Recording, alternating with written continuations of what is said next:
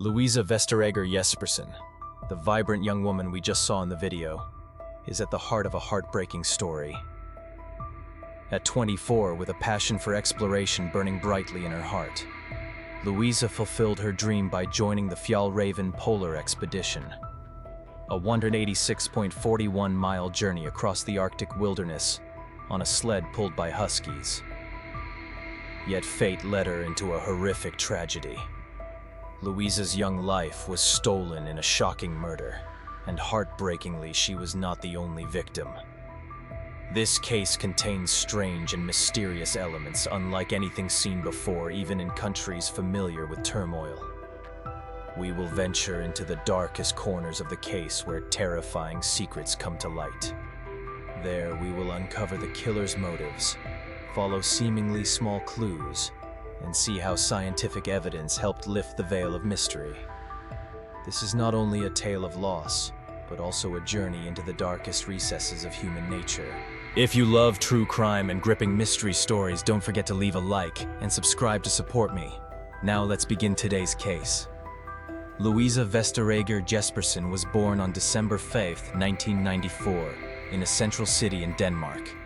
She grew up in the loving embrace of her family with two older twin sisters and a younger brother. Although her parents divorced, Louisa always felt the boundless love from her mother.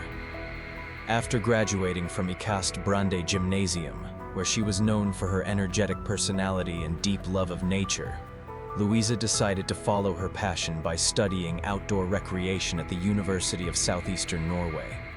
She dreamed of becoming a tour guide, giving people the chance to explore untamed lands and experience the wonders of the outdoors. This was Louisa's way of giving back to the world.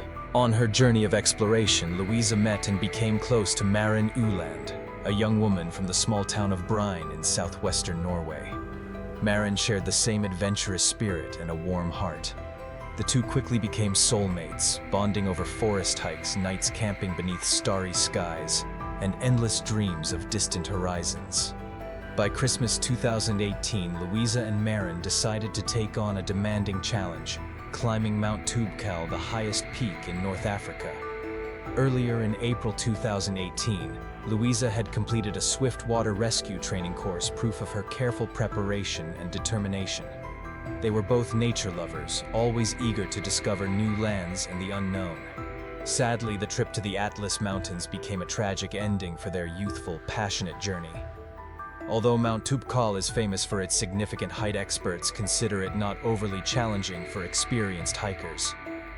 The trail to the summit and back is about 21.75 miles, which can cause shortness of breath due to the altitude, but with thorough preparation, climbers can successfully complete it. In late November, Louisa shared her plan to conquer Mount Toubkal on social media, hoping to gather useful tips from the hiking community.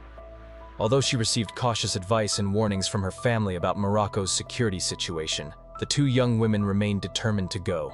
With thorough preparation, teamwork, and determination, Louisa and Maren believed they could fully conquer the majestic mountain.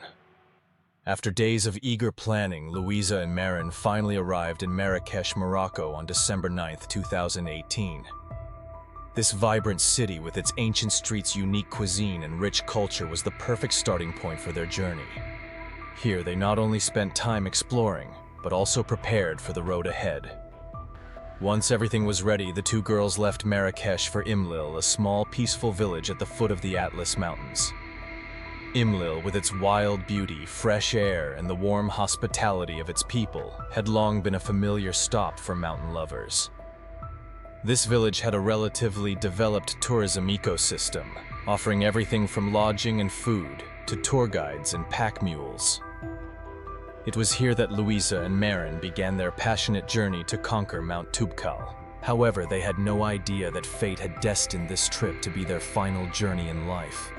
On December 17, 2018, a horrifying discovery shocked all of Morocco. Two French hikers, while exploring the Atlas Mountains, stumbled upon the lifeless bodies of two women, one from Denmark and one from Norway. The crime scene was located about 621 miles from Imlil and presented a gruesome sight. Both victims had been decapitated, yet their personal belongings remained intact, ruling out robbery as a motive. The case immediately drew intense public and media attention. Local authorities swiftly cordoned off the area and launched a large-scale investigation. Investigators combed the scene, interviewed locals, and reviewed surveillance footage from the area. Not long after, a video recording the entire killing of the two women leaked on social media, shocking the entire world. In the footage, the perpetrator calmly admitted to the brutal act and declared it as revenge for their brothers in a region of Syria recently liberated from ISIS control. This indicated that the case was connected to extremist organizations. The spread of this video ignited a wave of global outrage. Nations not only strongly condemned the barbaric act, but also heightened security at tourist destinations to protect travelers. Moroccan police swiftly arrested several suspects and continued to expand the investigation. One of the most difficult tasks Moroccan authorities faced was breaking the tragic news to the victims' families. On a cold winter evening, while Louisa's family gathered together sharing joyful stories about the upcoming Christmas holiday, a message arrived that shattered the warmth of the moment. A friend of Louisa from Norway reached out asking about her well-being. Rumors of the horrific murder in Morocco had spread quickly, and this friend was worried for Louisa's safety. At the time, Louisa's family still hoped it was just unfounded gossip. They breathed a sigh of relief when the friend confirmed that, according to his information, the victims' families had already been formally notified. However, that short-lived relief vanished just minutes later. The doorbell rang, and when Helen opened the door, two police officers stood before her, their faces grim. They didn't need to say a word. Helen understood everything. The devastating news struck the family like a bolt of lightning. The tragic loss of Louisa hit Helen like a crushing blow. Pain piled upon pain, dragging her into a deep abyss of despair. She had already lost two children when they were very young, a newborn and a 4-month-old baby. She thought time had healed her wounds, but this agony returned with greater force than ever. Her faith in justice was fragile. She doubted the authorities could catch the killers and bring them to light. However, unexpectedly, just 24 hours after the victims were discovered, police made their first breakthrough. At the crime scene, investigators found a suspicious tent not far from the victims' camp. Inside, they collected crucial evidence, including the ID of one suspect. Immediately, an urgent manhunt was launched, and the first suspect was captured. The arrest of the suspects brought a faint glimmer of hope to the victims' families. However, the investigation still had many mysteries yet to be unraveled. Then another crucial piece of evidence emerged, a video recording of the entire crime. This video not only provided concrete evidence of the crime, but also revealed the motives of the perpetrators. In it, 4 masked men speaking in a tone filled with hatred swore allegiance to ISIS and declared their intent to carry out terrorist attacks. They accused international coalition airstrikes of inflicting suffering on innocent people in Syria and Iraq, while calling on Muslims worldwide to rise up against the enemies of Allah. The Moroccan authorities swiftly launched an investigation. Within just a few days, 3 main suspects were arrested. They were identified as key members of an extremist group linked to ISIS. They had planned and executed the attack in a brutal manner to spread fear among the public and draw global attention to the terrorist organization they supported.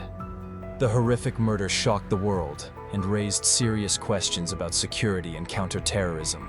In Morocco, citizens expressed outrage and strongly condemned the terrorists' barbaric actions.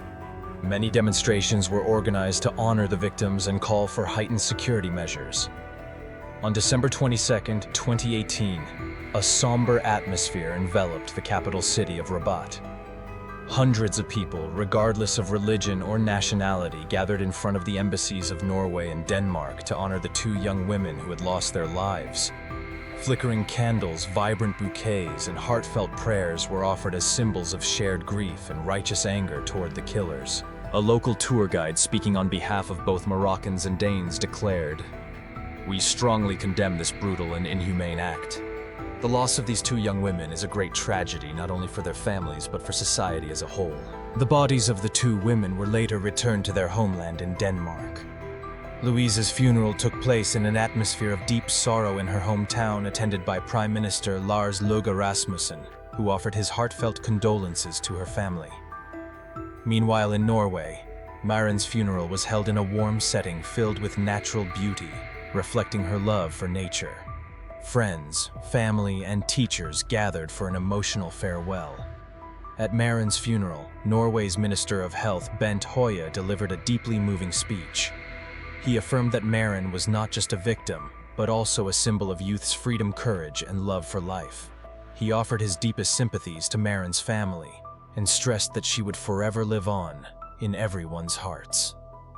Moroccan ambassador to Norway, Lamia Radi, also shared meaningful words at the ceremony. She urged everyone not to let fear dictate their lives. We cannot allow evil to steal our joy and freedom. Maren lived a meaningful and passionate life. We should continue to pursue our dreams and live fully just as she did. As the investigation deepened, a disturbing picture of the terrorist plot began to unfold. 4 masterminds were identified as the direct perpetrators of the attack on the 2 tourists.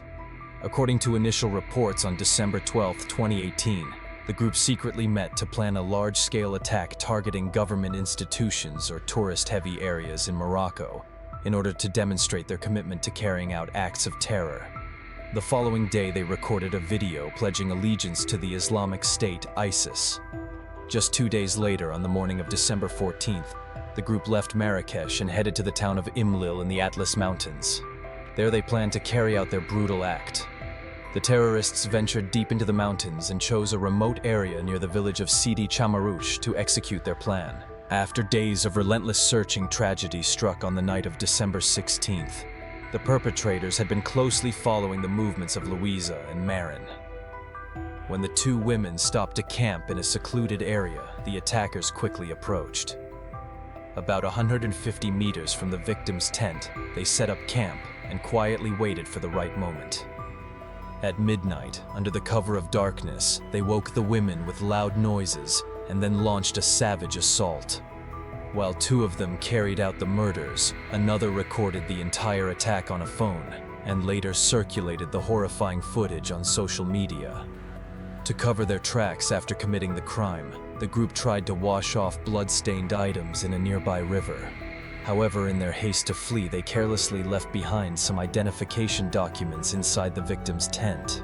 This crucial clue enabled investigators to quickly identify and apprehend the suspects. Within a short time, the first suspect was arrested while attempting to flee the country. Shortly after, the remaining members of the group were also taken into custody. The investigation uncovered a complex terrorist network behind this shocking murder case. After days and nights of pursuit, authorities arrested a total of 25 suspects directly or indirectly linked to the case.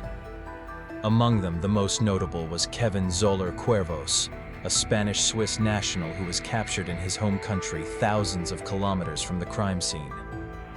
Although Kevin's mother insisted on his innocence, the collected evidence and witness statements implicated him as the mastermind responsible for training and directing the perpetrators to carry out the attack.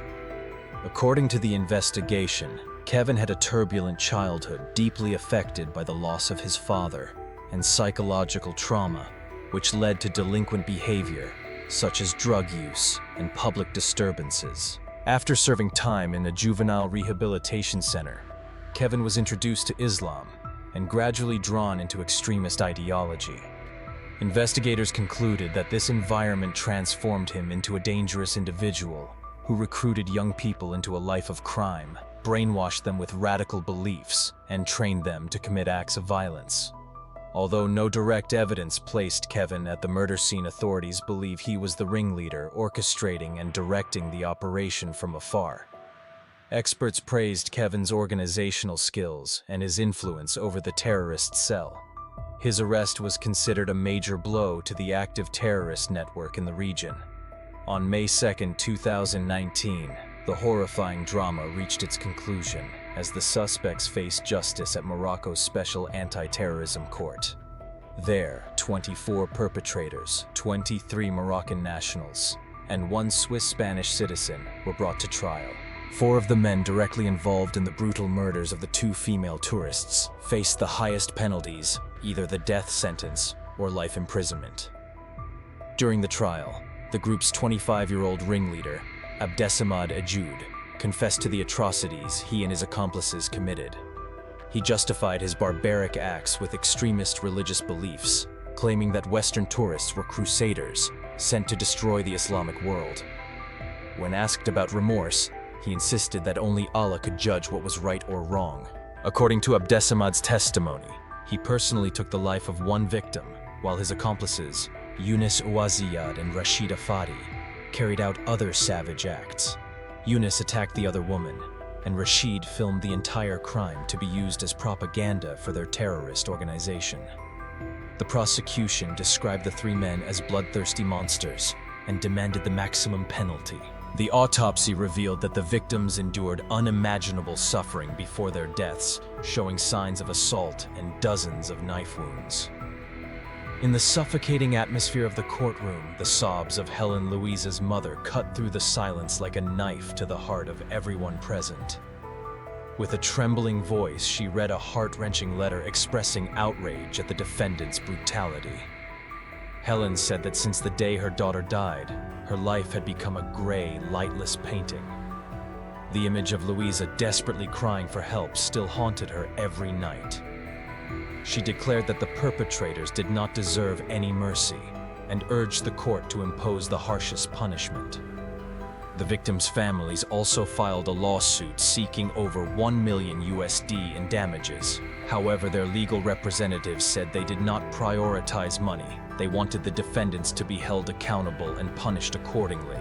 In stark contrast to the victims' grief, the defendants remained cold and indifferent throughout the trial. They often acted provocatively, laughed, or lounged in their chairs, ignoring the prosecutor's severe accusations and the victims' families' demands for an apology.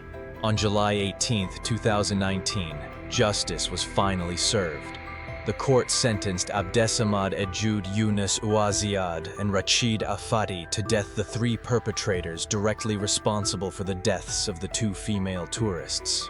Although Yunus and Rashid had previously expressed remorse and pleaded for forgiveness, their brutal acts could not be excused. In addition, Abderrahim Khayali, who had participated in planning the attack, was also sentenced to death.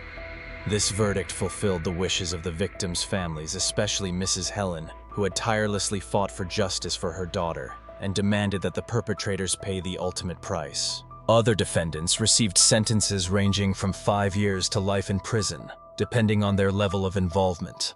Notably, Kevin Zoller Cuervos was sentenced to 20 years.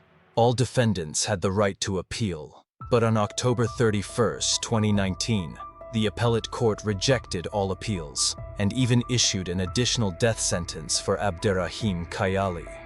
The tragedy did not end there. After receiving the death sentence, one of the defendants took his own life in prison. Most sentences for other accomplices were upheld by the appellate court, except for one case where the sentence was increased from 15 to 25 years in prison. In particular, the court ordered the 4 death row inmates to compensate Maren Ulan's family with €190,000. However, Louisa Jesperson's family had not received any compensation from the defendants. In response, both families intended to sue the Moroccan government. In 2021, the administrative court in Marrakesh ruled that the government must compensate both families a total of €500,000, as it was unable to recover the compensation from the defendants.